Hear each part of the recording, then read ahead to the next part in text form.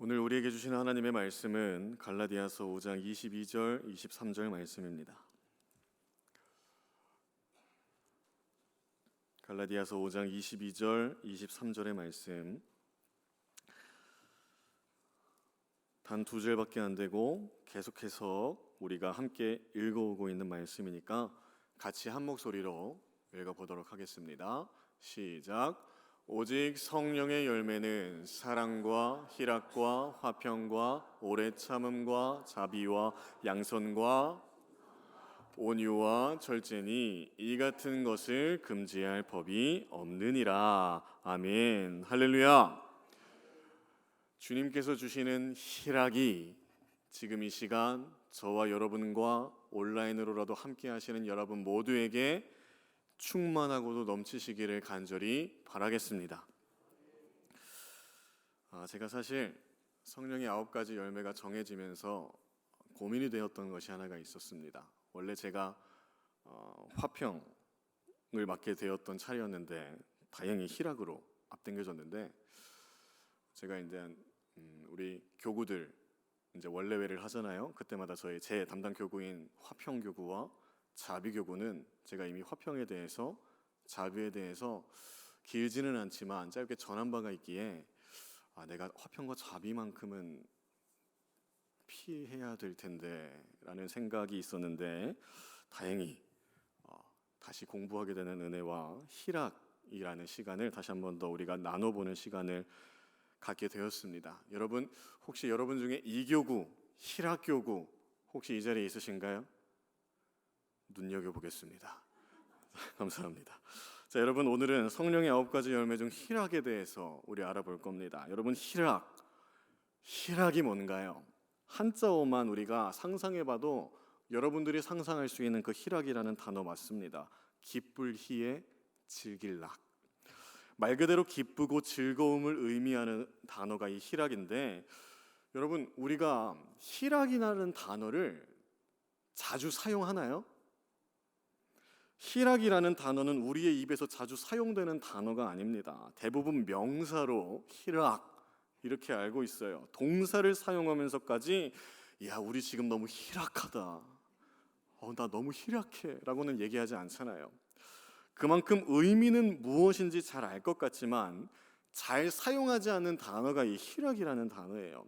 실제로 성경에서도 많이 쓰여진 단어가 아닙니다. 성경을 통틀어서 희락이라는 단어는 15번밖에 기록되어 있지 않아요. 그것도 띄엄띄엄 기록되어 있고요. 그 단어가 기록된 성서는 여러 성서에 흩어져 기록되어 있는 것이 아니라 소수의 성서에만 국한되어서 기록되어 있는 건데, 여러분들에게 질문 드리겠습니다. 성경에도 드물게 기록되어 있는 희락이라는 단어를 머릿속으로 한번 상상해보고 생각해 보실 때에 성령의 9가지 열매가 기록되어 있는 갈라디아서 말씀을 제외하고 어떤 성경 구절이 떠오르시나요?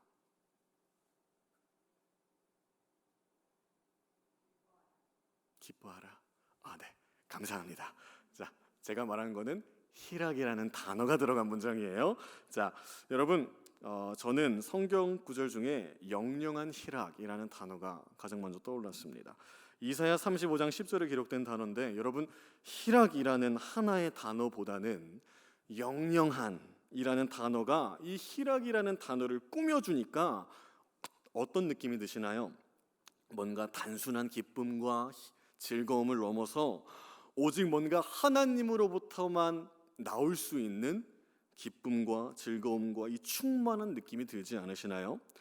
여러분, 제가 가끔씩 자주 종종 성도님들을 대할 때에 이렇게 텐션을 높여서 인사를 할 때가 있습니다.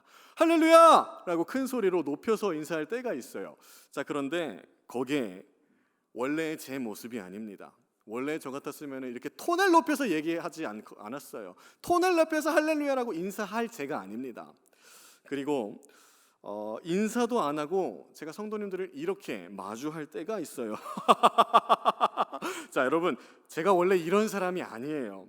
하나님을 알게 되니, 하나님의 사랑을 경험해 보니 한 교회 안에서 진짜 신앙생활하는 여러분들이 참 복되다 여겨지고 느껴지기에 그냥 성도님들을 보면 기쁜 겁니다. 그냥 행복한 거예요. 그래서 웃는 겁니다.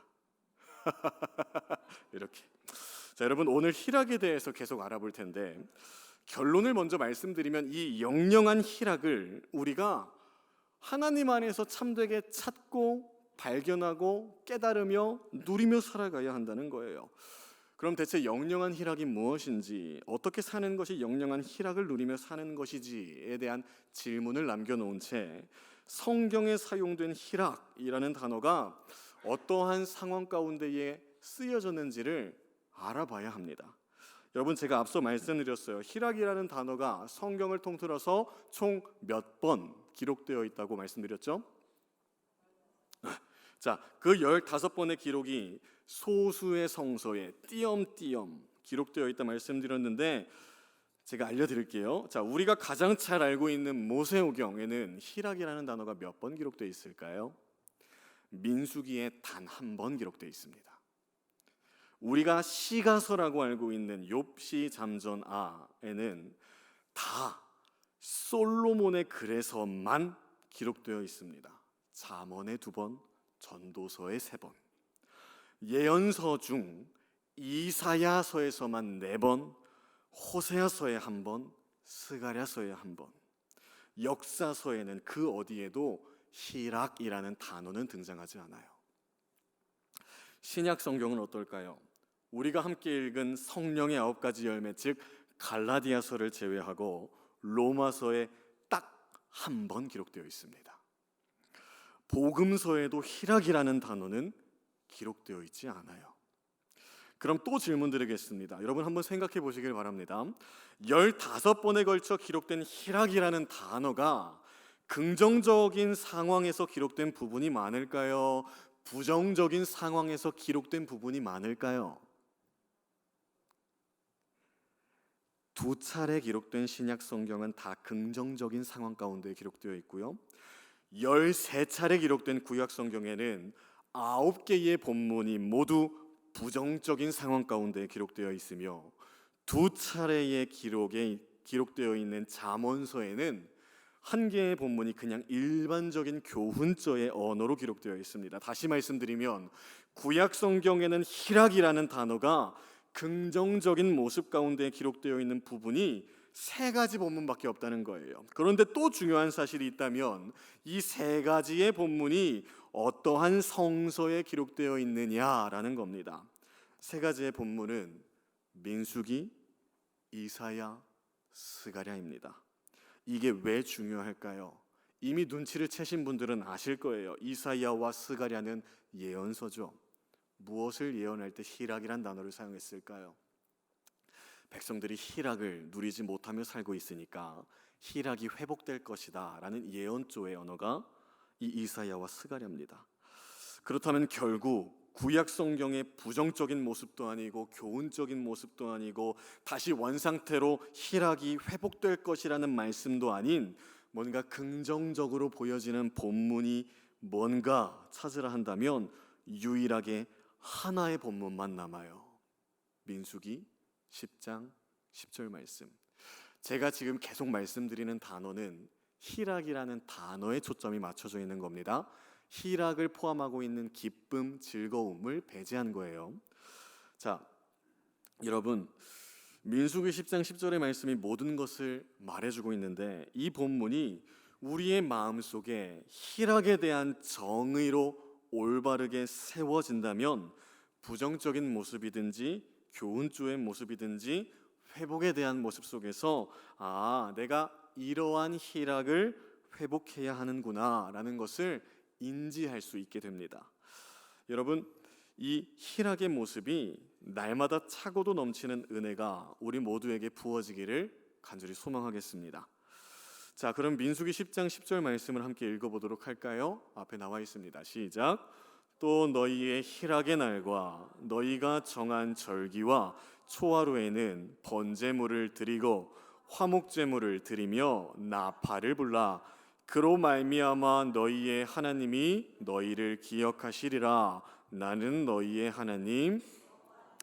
또 너희의 희락의 날과 민수기 10장 1절부터 10절까지의 주된 내용은 희락에 대한 내용이 아닙니다. 아이러니하게도 그냥 나팔 신호에 관련된 내용이에요. 바로 앞장인 민수기 9장에는 하나님께서 이스라엘 백성들을 구름 기둥으로 인도하겠다라는 내용이 기록되어 있는데, 하나님의 그 움직이심에 발맞추어서 나팔 신호를 어떻게 해야 하는지를 알려주는 내용이 이 민수기 10장 전반부의 내용이라는 거예요. 그런데 그 나팔 신호에 대한 마지막 절인 10절에 성경을 통틀어 처음으로 희락의 날이라는 단어가 기록되어 있습니다. 그리고 희락의 날과 절기와 초하루에는 번제물과 화목제물을 드리고 나팔을 불어라 라는 소식 또한 우리는 아는데, 중요한 것은 그 나팔 소리와 제물을 받으시는 것으로 하나님께서 이스라엘 백성들을 기억하겠다라는 말씀이 이 말씀이라는 거예요. 그런데 우리가 생각해 봐야 하는 것은 이겁니다. 여러분, 저기의 본문에서 절기와 초하루는 뭔지 알겠습니다. 그런데 민수기 10장 10절 본문을 계속 읽고 또 읽고 앞뒤 문맥을 계속 살펴보아도 저 희락의 날이 무엇을 가리키고 있는지는 기록되어 있지 않는다는 거예요. 히브리어 단어를 봐도 그 의미는 그냥 기쁨, 즐거움, 유쾌함이라는 의미가 전부입니다. 그럼 대체 저 희락의 날이란 과연 어떤 날을 말하고 있는 걸까요? 여러분, 여기서 희락의 날이란 진짜 아이러니하게도 정해진 날이 아닙니다. 특별한 날이 아니에요.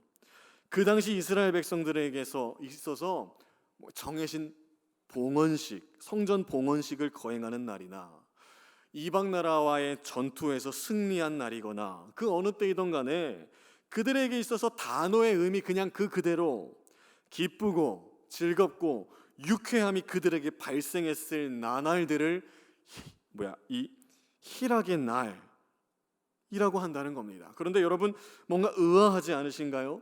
제가 성경을 통틀어서 희락이라는 단어가 그래도 뭔가 긍정적인 상황 속에서 기록된 유일한 본문이 민수기라고 말씀드렸는데, 막상 민수기를 살펴보니까 민수기 또한 희락의 날, 희락에 대해서 정의를 알려주는 것이 아니라 히브리어의 의미가 또 기쁨과 즐거움과 유쾌함이구나 라고 넘겨 짚을 만한 것으로 끝나는 게 전부인 것 같이 느껴진다는 거예요.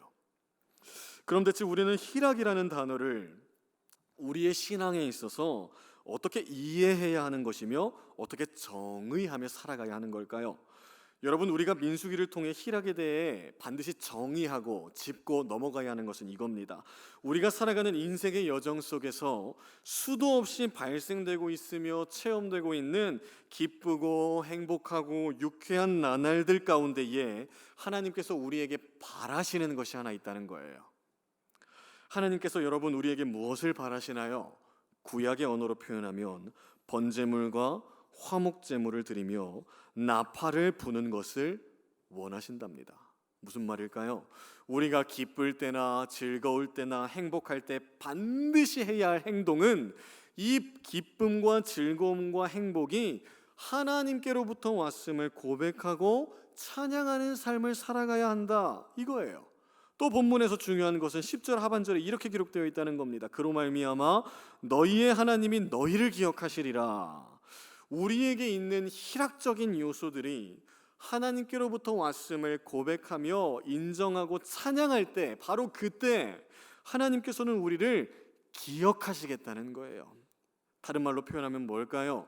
우리에게 있는 희락이 하나님께로부터 왔음을 망각하는 순간 단지 세상적인 희락과 스스로가 만들어낸 희락으로만 알고 넘어간다면 하나님께서는 희락의 근원이 어디서부터 오는지 인지하지 못하는 백성을 기억하지 않으시겠다는 말씀입니다.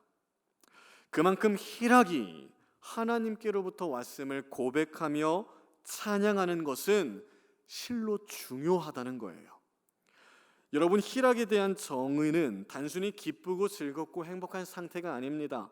성경에서 말하는 희락에 대한 올바른 정의는 나에게 주어진 희락을 통해 하나님을 바라보며 하나님을 찬양하는 삶, 이것이 바로 희락에 대한 올바른 정의, 우리가 짚고서 앞으로 말씀을 살펴봐야 할 정의라는 거예요. 여러분, 희락에 대한 말씀 어렵지 않으시죠?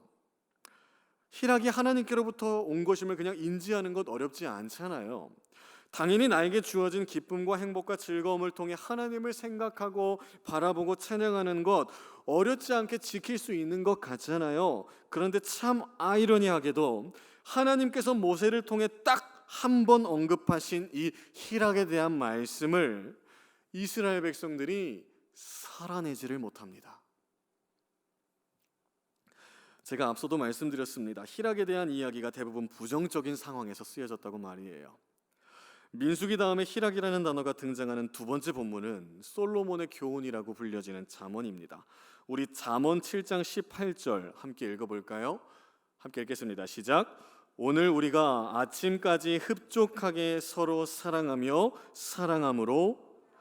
잠언 7장은 솔로몬이 알려주는 교훈조의 본문인데, 이 본문이 어떠한 상황 가운데 기록된 본문이냐면, 글자를 있는 그대로 해석할 때에는 음녀가 유혹하는 장면에 희락이라는 단어가 사용된 겁니다. 성적인 유혹이에요. 우리 아침까지 희락하자, 아침까지 사랑하자. 또 글자 그대로가 아니라 숨겨진 의도로 해석할 때에는 이 본문은 세상이 하나님의 자녀를 유혹할 때 희락이라는 단어가 사용된대요. 즉 하나님 안에서의 희락이 아닌 세상이 주는 희락을 조심해야 한다라는 것을 우리가 알 수 있다는 본문인데, 여러분 솔로몬의 이 고백을 생각하며 구약의 역사를 머릿속으로 한번 되짚어 볼까요? 이스라엘 백성들이 하나님 안에서의 희락을 누리며 살았습니까? 아니면 세상이 주는 희락을 누리며 살았습니까? 백성들은 기쁨과 즐거움과 행복을 하나님 안에서 발견하지 못했습니다. 대부분 세상에서 주는 희락을 누리며 살았기에 하나님과 멀어지는 이야기가 구약 성경이에요.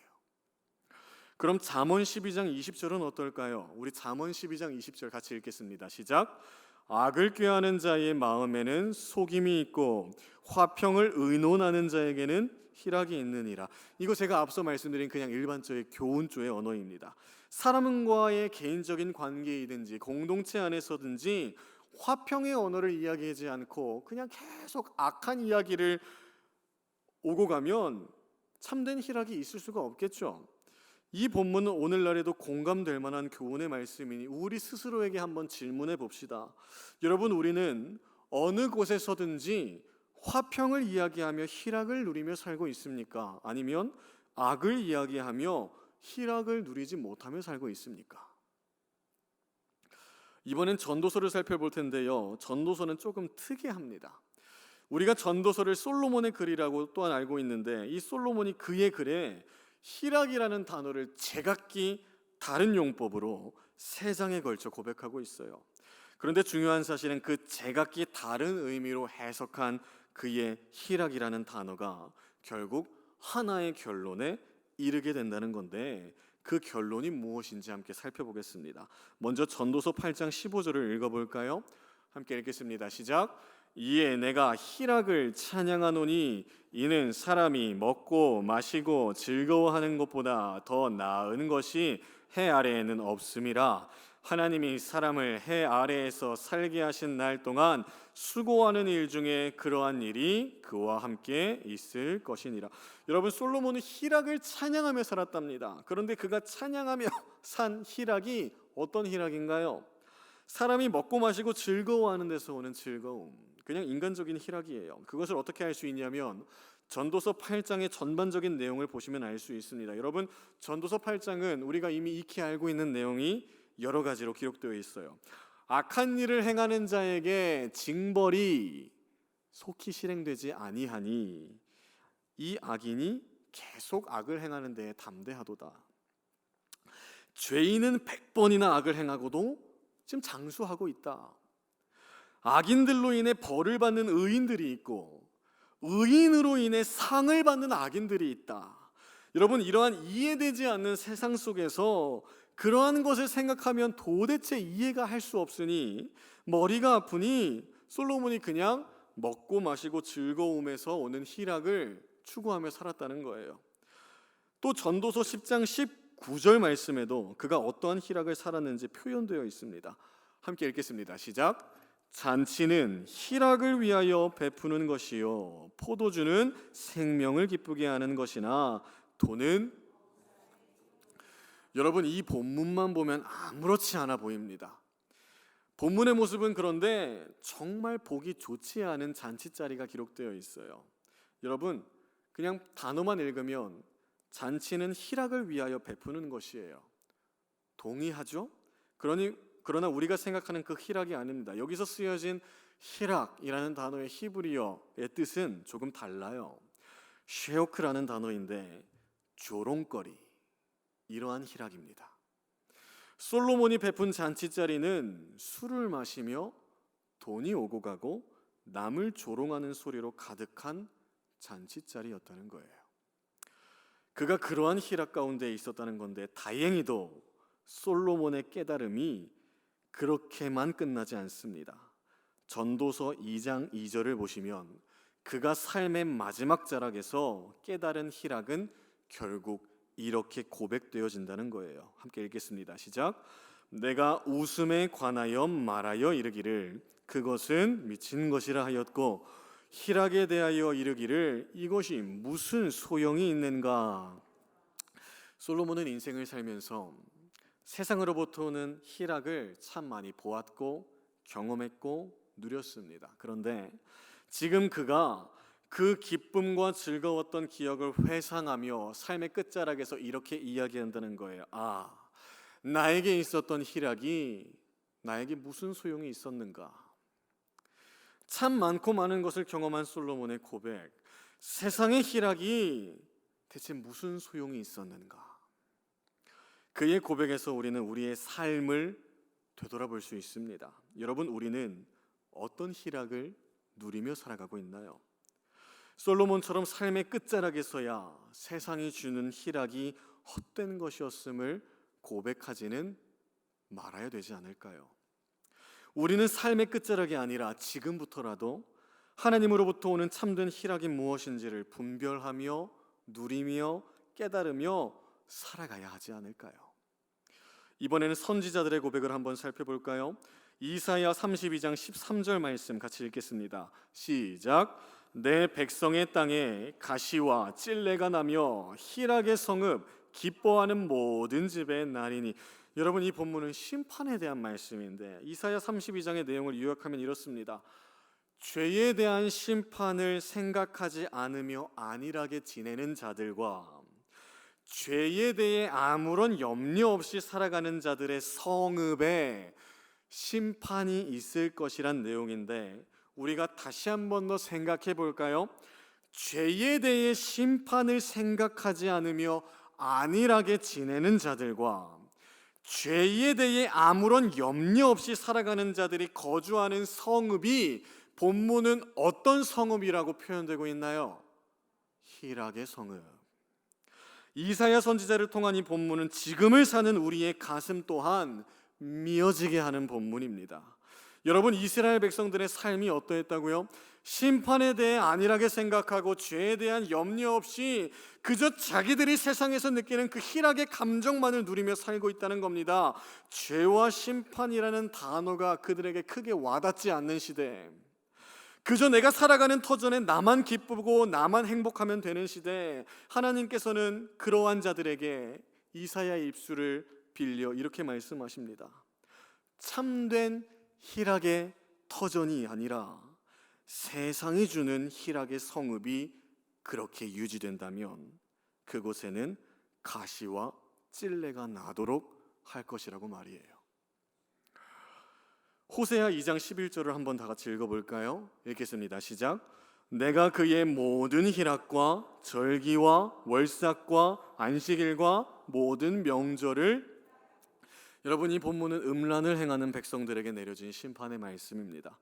하나님의 신부된 백성이 우상의 신부가 되어 살아가고 있는 시대에 그들을 향해서도 심판의 말씀을 하실 때에 이 희락을 패하시겠다라는 말씀이 고백되어진다는 거예요. 이번엔 이방 나라를 향한 심판을 한번 보겠습니다. 이사야 23장 7절과 12절 말씀 같이 읽겠습니다. 시작. 이것이 옛날에 건설된 너희 희락의 성, 곧 그 백성이 자기 발로 먼 지방까지 가서 머물던 성읍이냐. 이르시되 너 학대받은 처녀 딸 시도나, 내게 다시는 희락이 없으리니 일어나 기띔으로 건너가라. 거기에서도 네가 평안을 얻지 못하리라 하셨느니라. 여러분, 이 본문은 두로에 대한 경고의 말씀인데 7절을 보시면 두로 사람들이 스스로 희락의 성, 곧 기쁨과 행복과 즐거움이 가득한 성이라고 여겼던 장소가 있대요.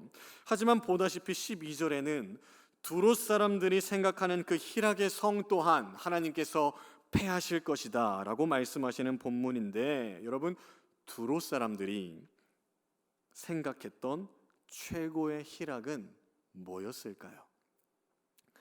그 시대적 상황상 두로라는 나라는 열국의 시장이었습니다. 세계 무역의 중심지였기에 국제적인 신망이 두터운 나라였어요. 세계 무역의 중심지였으니 그들의 삶이 어땠을까요? 물질적인 희락이 가득했습니다. 물질에서부터 오는 즐거움과 기쁨과 행복함이 차고도 넘쳤어요. 그 어떤 나라보다도.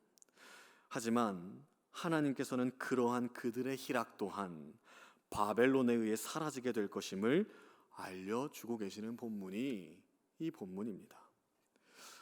여러분, 선지자들을 통해서 이스라엘 백성들과 두로 사람들이 가지고 있던 그 세상적인 희락의 모습이 이러이러하다, 그러니 우리는 이러이러해야 한다라는 이 말씀이, 이 모습이, 그들의 모습이 만약 지금을 살아가는 우리의 모습 속에서 발견되어진다면 우리는 어떻게 해야 할까요? 참된 희락을 알지 못한 채, 아니 알매도 불구하고 여전히 세상적인 희락이 좋아서 머물고 있거나 그것이 더 좋다 하고 있구나, 만약에 이러한 삶이 오늘날 우리의 삶에도 있다면 우리는 대체 어떻게 해야 할까요? 단 한 가지뿐입니다.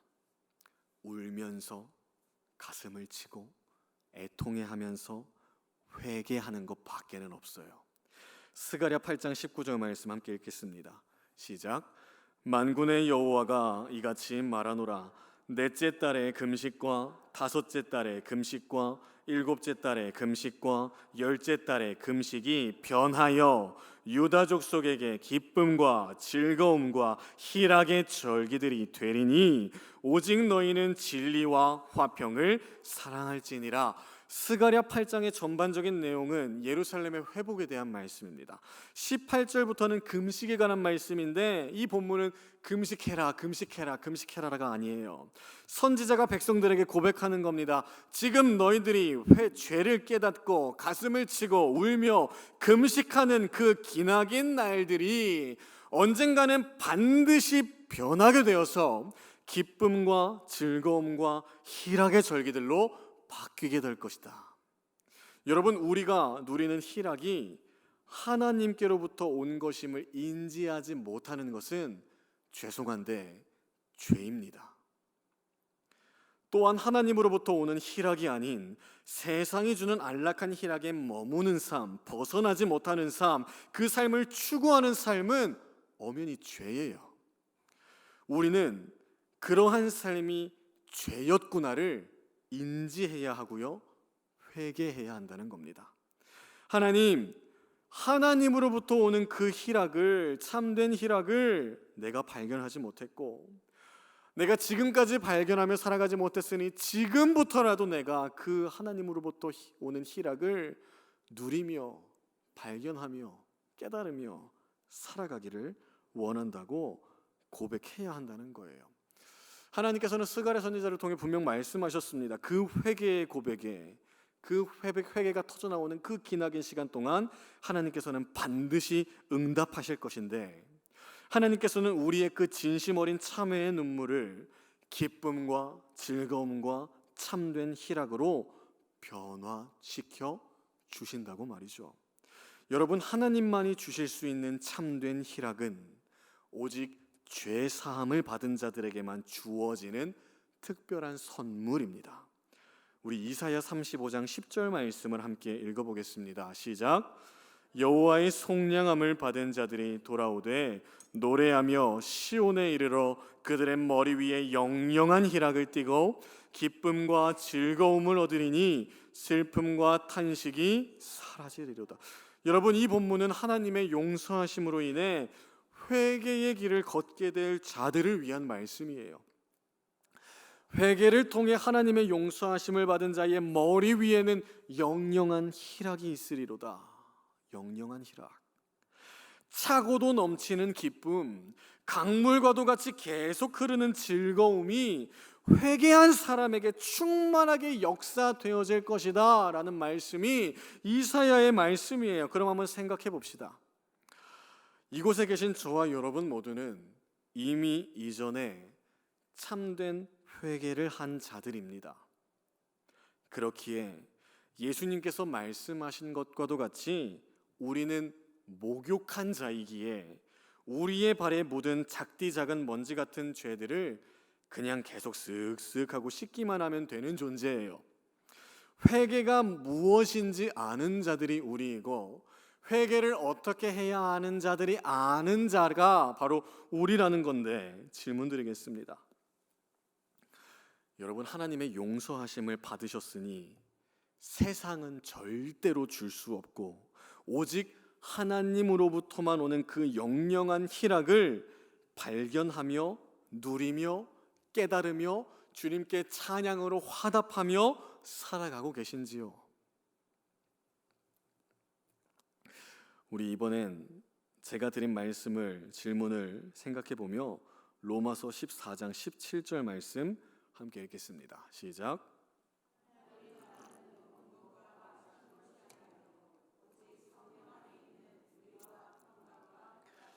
성령의 9가지 열매를 기록하고 있는 갈라디아서를 제외하고 드디어 성경을 통틀어서 드디어 마지막으로 기록된 이 희락이라는 단어가 기록되어 있는 본문 로마서입니다. 여러분, 사도 바울의 이 고백을 제가 희락에만 초점을 맞춰서 다시 말씀드리면 이렇게 고백되어집니다. 하나님의 나라는 먹는 것이 아니라 희락이야. 여러분, 사도 바울이 대체 무슨 이야기를 하다가 하나님의 나라는 희락이다라는 것을 말하게 된 걸까요? 여러분, 로마서 14장의 후반부는 음식에 관한 논쟁입니다. 그 시대적 상황상 유대 그리스도인이든지 이방 그리스도인이든지 먹는 것에 대해 고민하던 것이 있었어요. 유대 그리스도인들에게는 모세에게 주어진 율법에서 먹지 말라 한 음식을 어떻게 이해해야 되는지에 대한 논쟁, 이방 그리스도인들에게는 이방 신에게 바쳐졌던 음식을 먹어야 하는지 말아야 하는지에 대한 논쟁. 중요한 사실은 이 논쟁으로 하여금 그리스도인들끼리 서로 손가락질하고 정죄하는 삶이 이어졌다는 건데, 그러한 상황 가운데 있는 그들에게 지금 사도 바울이 외치고 있는 겁니다. 하나님의 나라는 먹는 것과 마시는 것이 아니요 오직 성령 안에 있는 의와 평강과 희락이라. 사도 바울이 말하고자 하는 의미가 무엇인지 아시겠나요? 여러분, 지금 음식에 관한 논쟁을 하는 자들이 어떤 존재인가요? 십자가 앞에서 참회의 눈물을 흘리며 회개했기에 그때 당시 교회 공동체를 이루고 있는 그리스도인들입니다. 사도 바울은 고백하는 거예요. 지금 너희들의 공동체는 하나님의 나라야. 그런데 하나님의 나라에서 중요한 것은 무엇을 먹어도 되는가 안 되는가 라는 질문으로 하여금 서로를 향해서 비판하는 삶이 아니야. 하나님의 나라라는 너희의 공동체 안에서 지금 제일 중요한 것은 오직 성령 안에 있는 의와 평강과 희락이야. 희락에 대한 설교니 희락에만 초점을 맞추어 다시 이야기하면 이렇게 고백되어집니다. 여러분, 참된 회개를 이미 고백하며 교회 공동체를 이루며 하나님의 나라를 이 땅 가운데에 살아가고 있는 그리스도인들에게 제일 중요한 것은 논쟁이 아니라 성령 안에 있는 기쁨과 즐거움, 오직 성령 안에 있는 희락이어야 합니다. 여러분, 로마서를 통해 우리의 삶은 최종적으로 조명되어져요. 오직 성령 하나님으로부터만 나오는 참되고 영영한 희락을 우리 모두가 다시 한 번 더 소망해야 한다는 것. 여러분, 우리는 이미 회개의 은혜를 아는 자들입니다. 세상이 주는 희락이 헛된 것 또한 아는 자들입니다. 하나님 나라를 이룬 저와 여러분 모두의 삶에 이미 영영한 희락을 매 순간 부어주고 계셨다는 것이 느껴져야 돼요. 다시 한 번 더 우리의 삶을 되돌아볼 때에 나에게 이미 하나님께서는 이루 말할 수 없는 차고도 넘치는 강과도 같이 흘러넘치는 그 영영한 희락을 이미 우리에게 부어주시고 계셨는데 내가 또 깨닫지 못하고 있었구나.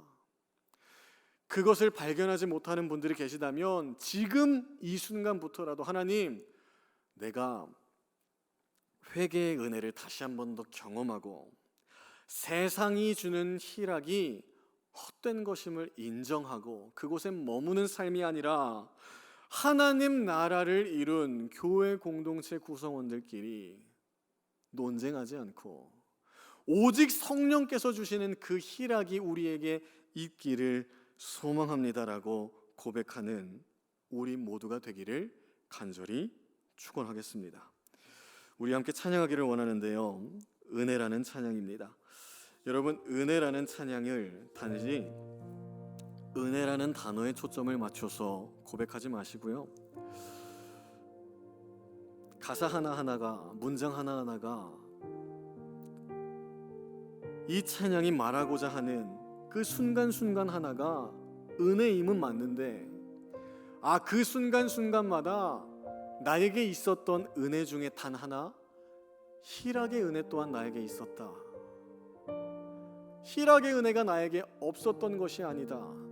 만약에 없으신 분이 계시다면 하나님, 내가 누려왔던 이 모든 순간들마다 내가 깨닫지 못했으니 희락의 은혜를 다시 한번 더 깨닫게 해주소서라는 마음으로 함께 찬양하길 원합니다.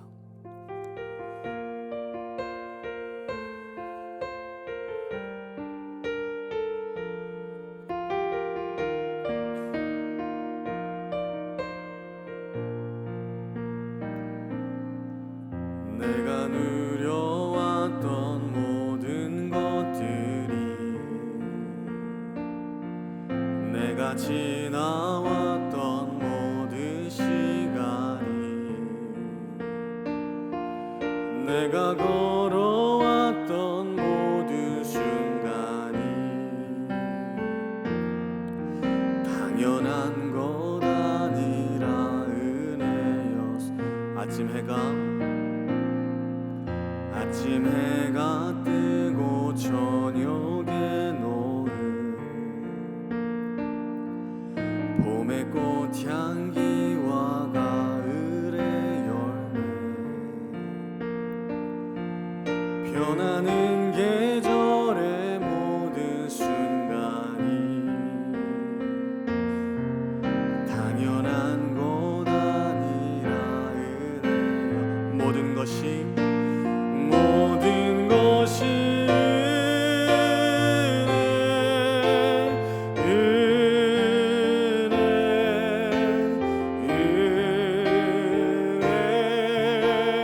한없는 은혜, 내 삶에 당연한 것 하나도 없었던 것을 모든 것이 은혜여. 2절입니다. 내가 이 땅에 태어나 사는 것, 내가 이 땅에 태어나 사는 것, 어린아이 시절과 지금까지 숨을 쉬며 살며 꿈을 꾸는 삶, 당연한 것 아니라 은혜였소.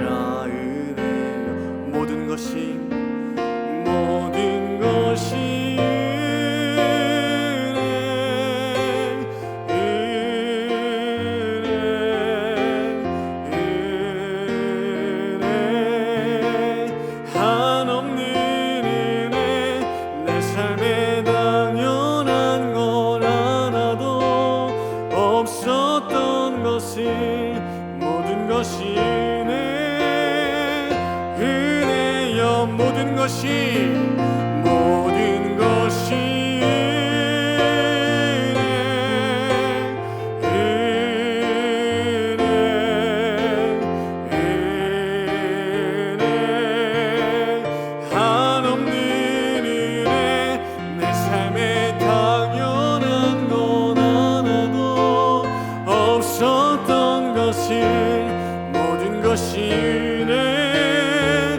마지막으로 고백하고 기도합니다. 모든 것이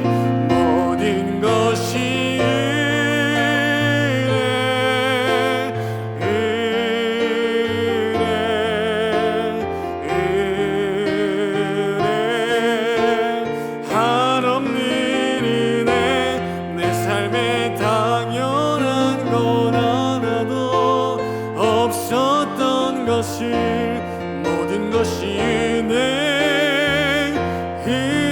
은혜였어. 우리 지금 이 시간 함께 기도하길 원합니다. 하나님, 희락이라는 단어가 우리의 입에 그렇게 많이 오르고 내리는 단어는 아니지만 우리가 다시 한 번 더 성경을 통해 깨달았습니다. 희락이 하나님으로부터 오는 것을 다시 한 번 더 인지하고 찬양하는 삶이 중요하다는 것을. 여러분은 우리가 인생을 살아가면서 그냥 내 생각대로 넘겨짚고 넘어간 기쁨과 즐거움의 요소들이 얼마나 많습니까? 우리에게 주시는 성령으로부터 오는 그 희락을 깨닫지 못하며 하나님을 생각하지 못할 때가 얼마나 많았습니까? 혹시 지금 이 순간 아직 회개의 은혜를 알지 못하고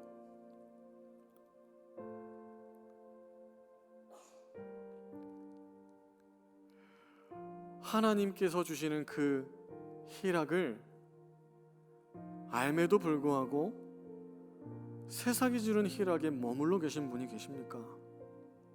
다시 한 번 더 간구하길 원합니다. 오직 주님께로부터 오는 그 영영한 희락을 내가 누리며 발견하며 깨달으며 체험하며 증거하며 찬양하며 살기를 원한다고. 우리 지금 이 시간 주여 3번 부르짖고 기도하며 나아가겠습니다. 주여, 주여.